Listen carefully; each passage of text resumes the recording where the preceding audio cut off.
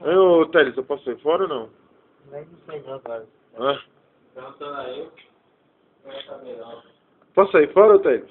Ah, você sou eu ou não sou? Mas você é filho do dono, pô. É, eu sou filho do dono, você sou filho do dono. Não, você é sobrinho da gerente lá. Mas é outra parte, não é portaria não. Ô, Teles.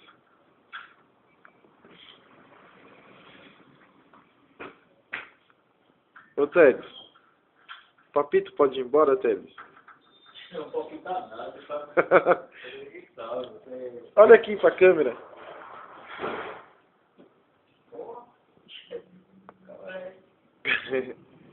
Ô, Papito. Ô, Papito. Ô, Papito. Ô, Papito. Boa tarde.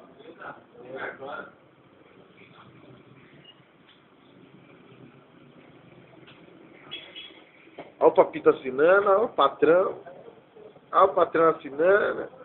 Assina aí, patrão. Ah, moleque! Assina! Assina mesmo, vai! Moleque! Moleque! Assina! Assina, moleque! Assina, moleque! Ah, o Papito assinando! Assina, moleque! Isso aí é meu patrão, mãe. Meu patrão. Ele é o sobrinho da gerente lá, da Sandra lá. É.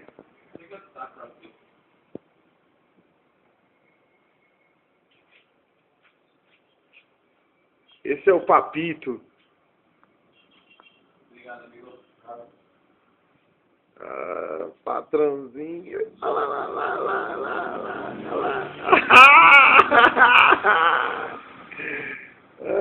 Ô, Teles, já trabalhou com um negão muito doido? Tá ok? Tá guardado aí? Não. Já trabalhou com um negão louco desse jeito?